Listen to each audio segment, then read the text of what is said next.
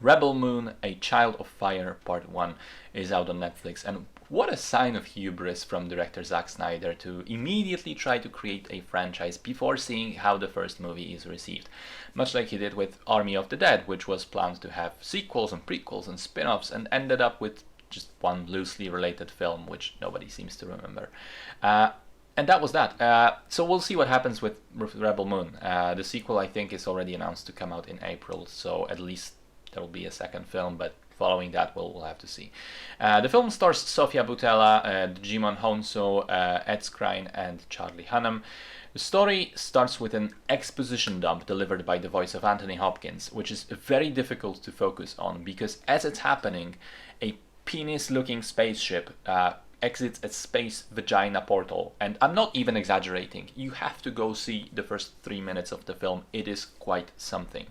So the gist of the story then is that there is an evil empire that is hunting rebels, and they come to this farming village, kill its leader, and say, "We'll be back in a few weeks to get all your harvest." And as it turns out, a woman hiding out in the village is a former imperial officer, and she decides enough is enough, she'll fight back.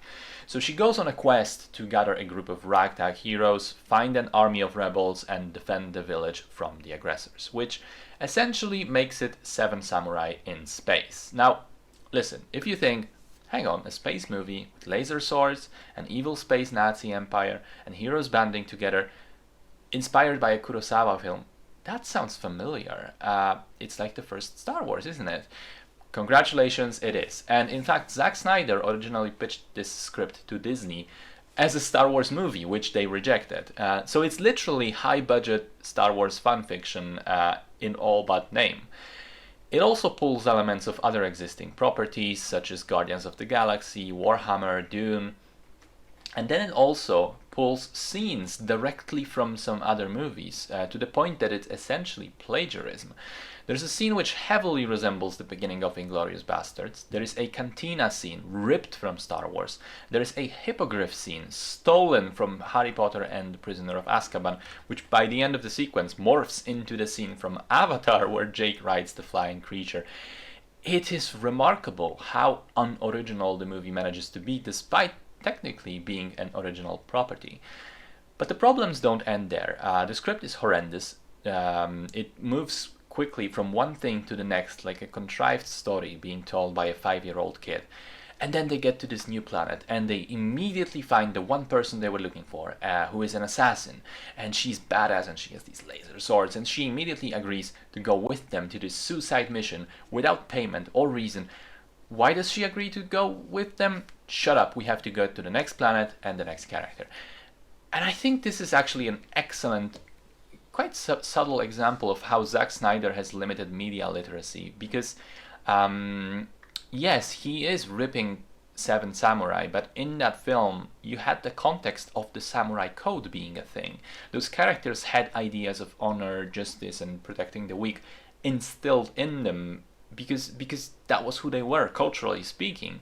But when you move this concept into a sci-fi setting, you lose the samurai context and nothing is provided instead. So you end up with a group of characters who band together for seemingly no reason other than that the script tells them to.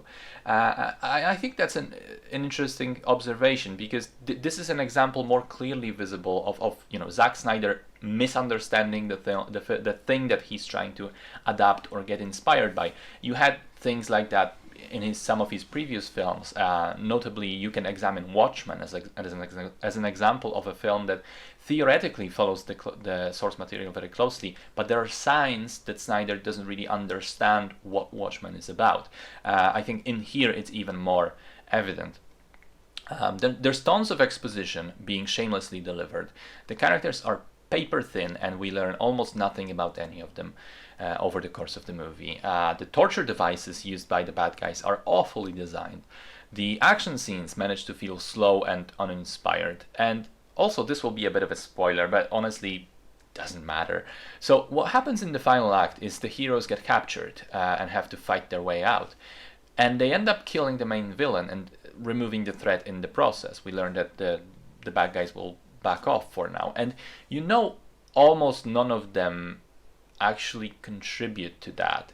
If you examine the sequence, it's the main protagonist killing the bad guy, and all the others are just fighting for their lives. But when the scene ends, they're like, yep, we did a great thing here. We banded together. This makes us rebels, and we'll continue this movement to oppose the Empire. And now let's all go back to your village as agreed. What?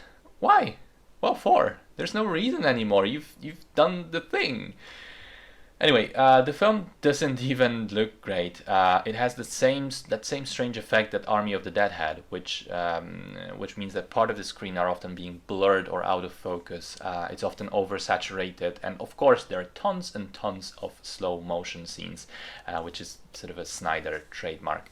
As a final criticism, the movie also treats itself way too seriously. I mean, I know a lot has been said about the quippy type of humor in recent Hollywood blockbusters, most notably in Marvel. And yeah, it has been a problem, but Rebel Moon goes too far in the other direction, I think. There is no levity, no humor in here at all.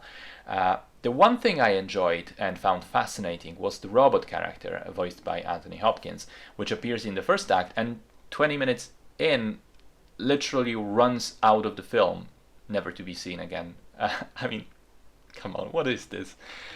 It's a bad film through and through, and I think it's time to admit that Zack Snyder is a hack when he has full control. I mean, I'm the first to admit 300 was great, Watchmen was great, but those were adapted from existing material with a proper cinematographer shooting them.